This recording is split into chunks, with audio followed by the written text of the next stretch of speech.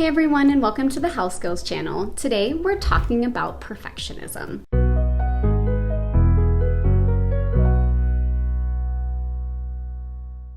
Perfectionism can manifest in a multitude of different ways. Have you ever turned in a task or an assignment late because you spent so much time making sure that the slides or formatting were perfect? Or maybe struggled to get started because you couldn't find the perfect way to start that task? What about setting up those unrealistic goals and then abandoning them when you couldn't adhere to them at 100%? For example, maybe after missing one day of a workout, you give up on that goal completely. Or maybe having one cheat meal, we ditch that diet that we just started. Or even spending 4 hours choosing a pair of socks after reading 100 different reviews. If these are feeling familiar, this video is for you. Today we're going to explore perfectionism and add some tools to your toolbox that you can use to help you remove habits that hinder progress and become more intentional with when and how to leverage perfectionism. Perfectionism prevents progress. So let's get started in creating a more intentional you. So what exactly is perfectionism and how can we navigate it more effectively? Perfectionism is a personality trait or manifestation of a disability that involves setting extremely high standards and placing excessive demands on oneself or on others. Sometimes we can leverage perfectionism in an effective way, like having exceptional attention to detail on a report or even creating a detailed itinerary for a trip. However, sometimes perfectionism can be detrimental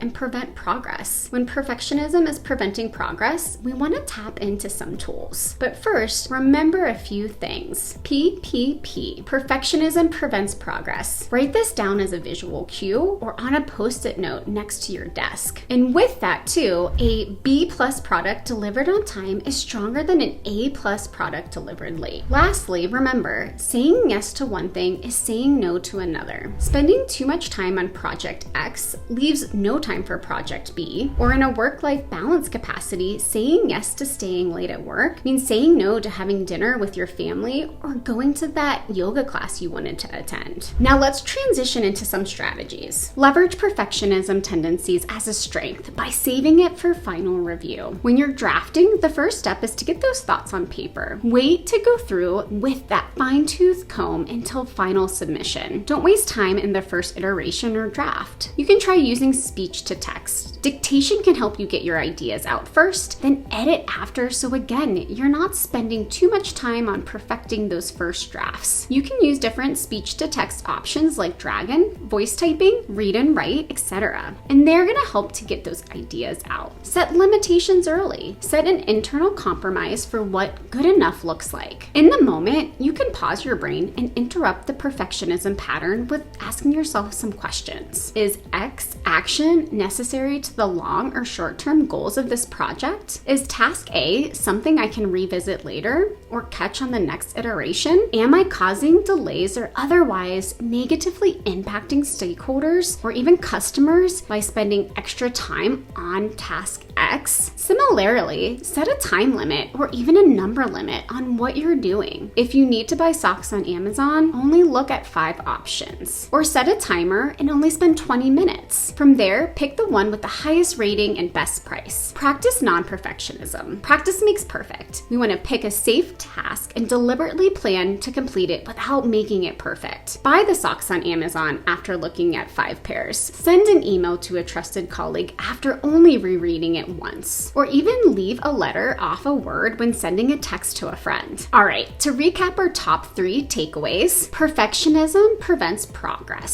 Set limitations in advance to disrupt perfectionistic behaviors. Saying yes to one thing means saying no to another. Thanks for joining me today. We hope you found these perfectionism strategies useful. Now try to practice some non-perfectionism. Don't forget to like this video and subscribe for more helpful content. Excited to connect with you next time.